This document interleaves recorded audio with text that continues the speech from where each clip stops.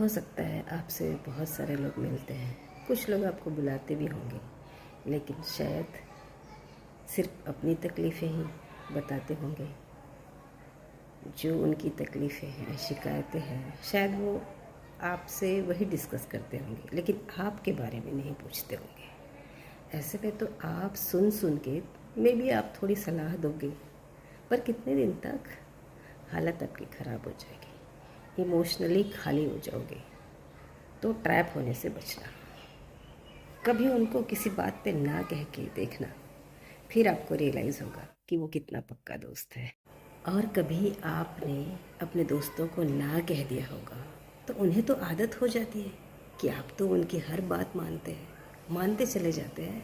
आपको वो थोड़े टाइम के बाद कुछ समझते ही नहीं हैं, और जब आप ना कहते हैं तो उनका रौद्र रूप आपको दिखेगा।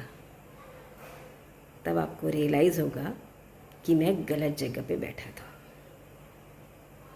तो ऑब्ज़र्व कीजिएगा कि उनके रिएक्शंस कैसे हैं। अब तो आपने अपने दोस्तों को ना कह दिया और उनका रिएक्शन भी देख लिया आपने कि वो खुन्नस खाए बैठे हैं, आपसे बात ही नहीं करना चाह रहे हैं, क्योंकि वो एक्सपेक्ट करते हैं कि वो जैसा चाहते हैं आप वैसे ही चलें, वैसे ही कहें और वैसे ही करें।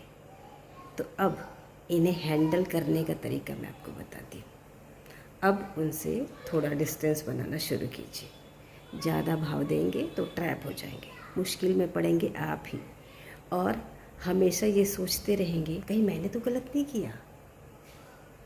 ऐसी मुश्किलों से निकलने के लिए आपने एक बार ना कह दिया है और आपको समझ आ गया है कि वो आपको कंट्रोल कर रहे हैं, तो वहाँ से निकलो, डिस्टेंस बनाना शुरू करो और अपने आप में बिज़ी हो जाओगे।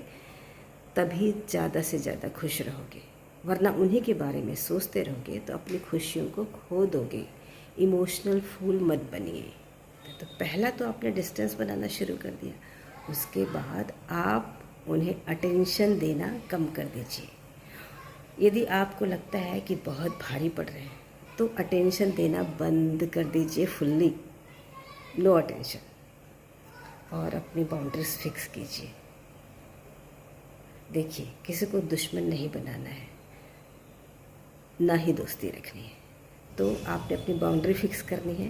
कभी सामने से मिल गए तो हाय हेलो नमस्ते, और कोई बात शुरू करनी ही नहीं। और यदि वो कोई बात शुरू करते हैं तो आप उन्हें कह सकते हैं कि मुझे काम है, मैं बिज़ी हूँ, बहुत सारे बहाने हैं डिस्टेंस मेंटेन करने के। तो ऐसे आप सेफली बच जाएंगे बुरे लोगों से।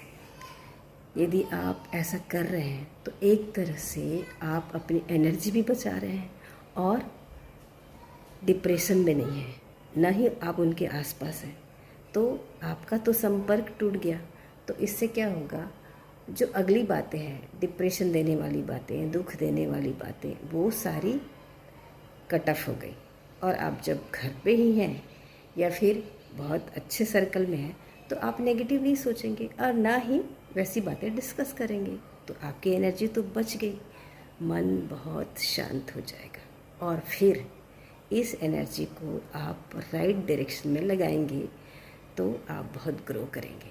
अरे ठीक है, आपको कुछ नहीं करना है तो भी अपनी फैमिली का एटमॉस्फेयर तो आपके हाथ में है ना।